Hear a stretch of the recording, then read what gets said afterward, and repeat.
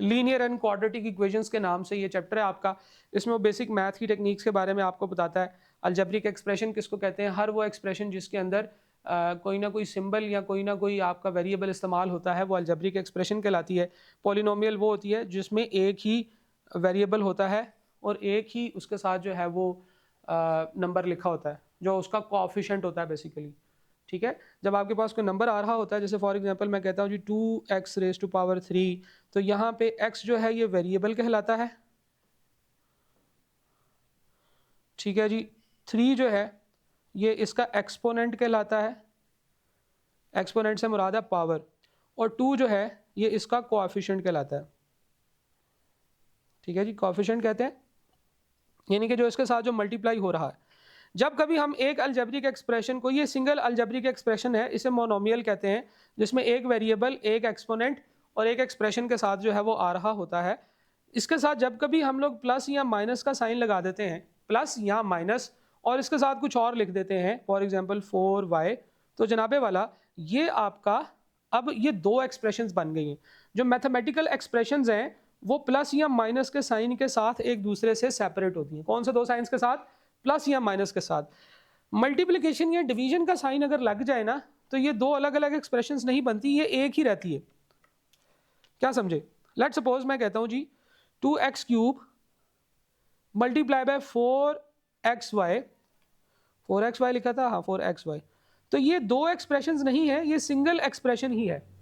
तो ये याद रखिएगा कि दो तब होंगी जब प्लस या माइनस का साइन आएगा।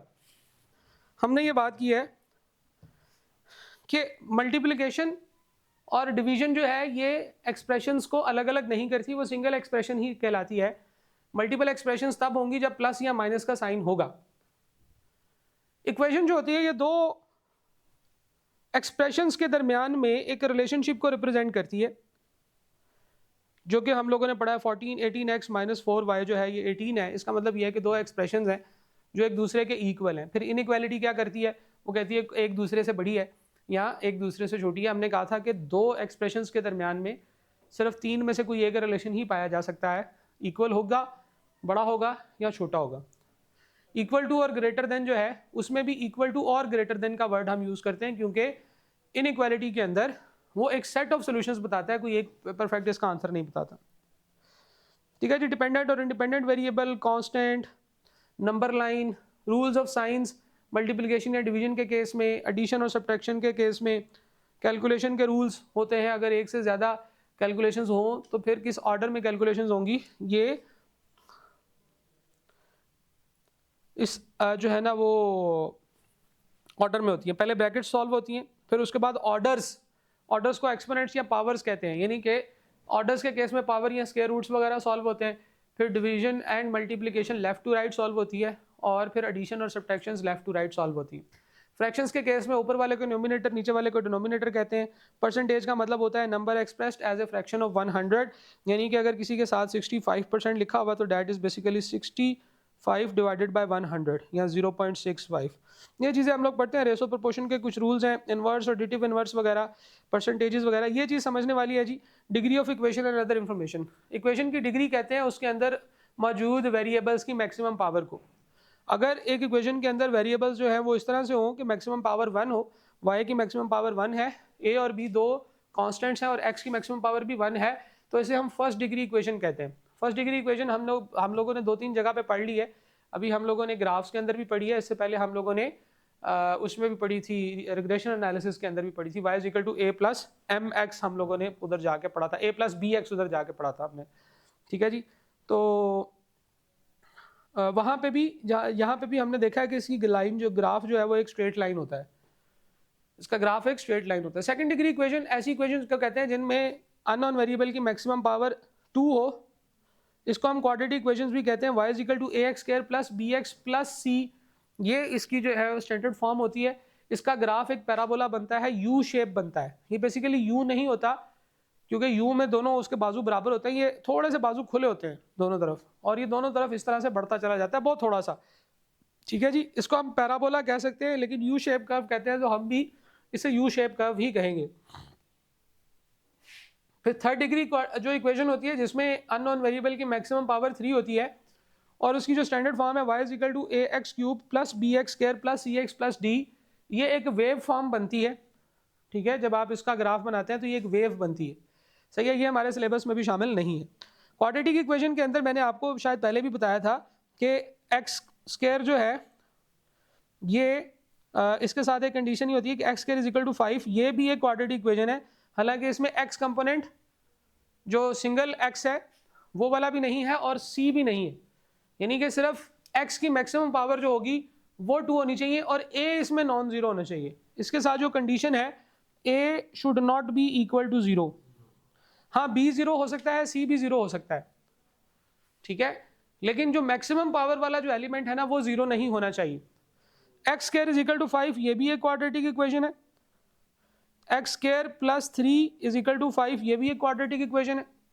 अगर हम x² इज इक्वल टू 5 की बात करें इस वाले की, तो ये पूरी क्वाड्रेटिक इक्वेशन में जब हम इसे कन्वर्ट करेंगे तो ये बनेगी 1x² plus 0x plus 0 is equal to 5। तो 0x से नॉर्मली मल्टीप्लाई होता है तो वो 0 पे चला जाता है। तो क्वाड्रेटिक इक्वेशन जो होती है ये एक ऐसी इक्वेशन होती है जिसमें अननोन वेरिएबल की मैक्सिमम पावर जो होगी वो 0 होगी।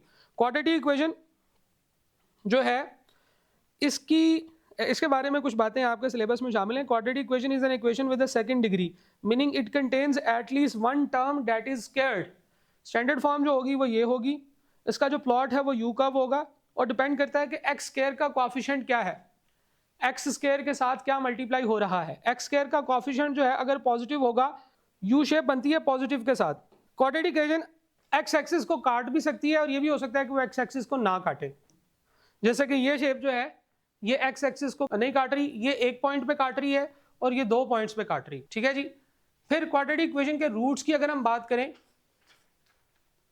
वो 2 पॉइंट्स होते हैं जिनके ऊपर क्वाड्रेटिक इक्वेशन x एक्सिस को काटती है।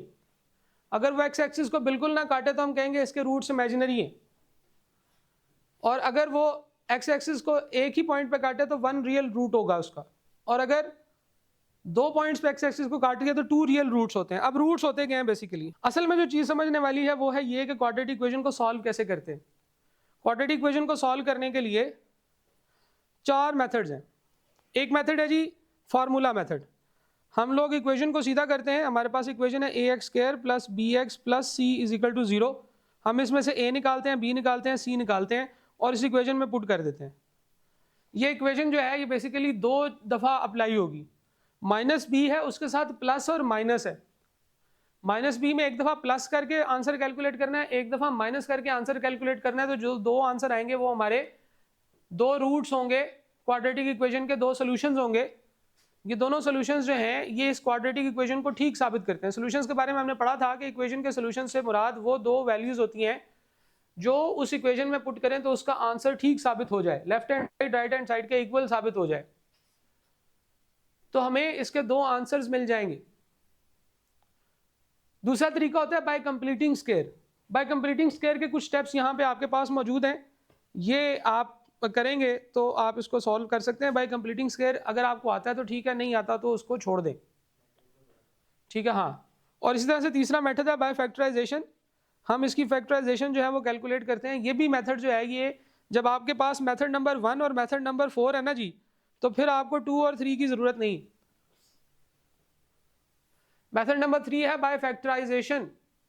हम लोग क्या करते हैं, इक्वेशन को फैक्टर्स में कन्वर्ट करके सीधा कर देते हैं। बाय कंप्लीटिंग स्क्वायर से मुराद ही होती है कि हम उसको एक कंप्लीट स्क्वायर में कन्वर्ट करते हैं और उसके बाद उसकी कैलकुलेशंस करते हैं। खैर बहरहाल ये जो फार्मूले वाला मेथड है ये 100% सिचुएशंस में लग जाता है और कैलकुलेटर भी जो है ये मोस्टली सिचुएशंस में लग जाता है। हाँ, कंप्लीटिंग स्क्वायर और बाय फैक्टराइजेशन ये आपको कुछ सिचुएशंस में तंग करती है, ठीक है। इसलिए हम सिर्फ बाय फार्मूला जो है इसको कैलकुलेट करना सीख लें। फार्मूला के अंदर वैल्यूज पुट करें और उसको सॉल्व करें, इक्वेशंस को रीड्राफ्ट करें, सीधा करें, a निकालें, b निकालें, c निकालें, यहाँ पे वैल्यूज में पुट करें और उसको कैलकुलेट कर लें, ठीक है जी। तो रूट्स ऑफ द इक्वेशंस क्या होते हैं, किसी भी क्वाड्रेटिक इक्वेशन के रूट से मुराद है उसके 2 आंसर जो इस इक्वेशन में जो है वो पुट किए जाएंगे तो इसका आंसर ठीक साबित होगा, ठीक है जी। तो क्वाड्रेटिक इक्वेशन के साथ साथ अननोन वेरिएबल्स और इक्वेशंस को फाइंड आउट करने के लिए कैलकुलेटर्स की कुछ वीडियोस हैं जो मैंने आपके साथ शेयर कर दी हैं और क्वाड्रेटिक इक्वेशन को सॉल्व करने के लिए भी कैलकुलेटर की वीडियो वो आपने देखनी है, वो आप सॉल्व कर लेंगे उसको। क्वाड्रेटिक इक्वेशंस के अंदर एक quadratic equation is an equation of the second degree. इसके अंदर अगर कोफिशिएंट ऑफ एक्स स्क्वायर जो है वो पॉजिटिव हो तो फिर ये शेप जो है ये यू बनती है, सीधा यू बनती है, और अगर coefficient of x square is negative तो फिर ये इन्वर्टेड यू बनती है। इन्वर्टेड यू का मतलब है उल्टा यू, यानी कि अगर फर्ज करें कि आपके पास एक क्वाड्रेटिक इक्वेशन हो 3x square plus 4x plus 5 is equal to 0, तो ये एक सीधा u बनेगी। और अगर -3x square plus 4x minus 5 is equal to 0, तो ये एक इन्वर्टेड u बनेगी। ठीक है जी।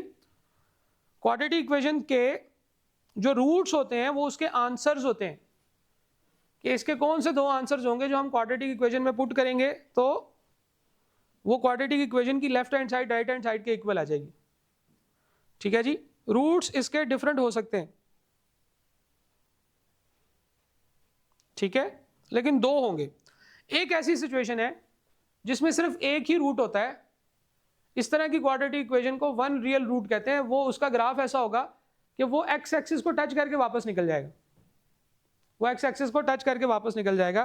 तो ऐसी सिचुएशंस में क्वाड्रेटिक इक्वेशन का एक रियल रूट होगा, ये देखें ये मैंने बनाया हुआ यहाँ पे, one real root b square minus 4ac जब 0 के इक्वल हो जाए तो उसका सिर्फ एक ही आंसर होता है। तो क्वाड्रेटिक इक्वेशंस के केस में हमने कहा था कि नॉर्मली इनके दो आंसर्स होते हैं, लेकिन अगर ये वाली सिचुएशन हो जाए कि B square minus 4ac calculate करें तो इसका समझ लें एक ही आंसर होगा। और वो यहाँ से भी हमारी बात जो है वो ठीक साबित होती है कि अगर आप गौर से देखें तो वो इस पूरे फैक्टर को 0 के इक्वल कर देती है। तो हम लोग कहते थे ना x is equal to b minus b plus minus 0, ये पूरा का पूरा फैक्टर 0 हो जाएगा उस केस में जहां पे बी स्क्वायर माइनस 4ac 0 के इक्वल है। तो वो जब 0 है तो इसका मतलब है कि इसका एक ही आंसर आना है। तो there are some quadratic equations जिसका सिर्फ एक ही आंसर होता है, दो नहीं होते। ठीक है, वो बड़ी स्पेसिफिक क्वाड्रेटिक इक्वेशन होती है जिसमें minus B square minus 4ac जो है वो 0 के इक्वल होगा। उस केस में क्वाड्रेटिक इक्वेशन का भी एक ही आंसर आएगा। ठीक है जी। तो ये हैं जी कुछ बातें चैप्टर 1 के हवाले से, बिल्कुल बेसिक थ्योरी है, क्योंकि हम लोगों ने यही वाली सारी चीज़ें डिफरेंट चैप्टर्स में मजीद भी पढ़ी हैं, तो इसलिए आपके लिए इसमें कोई नई बात नहीं। ठीक है, तो हमने वैसे इसको क्विकली क्वाड्रेटिक इक्वेशन के हवाले से डिस्कस कर लिया, उसके रूट्स डिस्कस कर लिए, शेप डिस्कस कर ली, और MCQs के पॉइंट ऑफ व्यू से जो डिफरेंट क्वेश्चंस आ सकते हैं आपको क्वाड्रेटिक इक्वेशन में वो डिस्कस कर ली।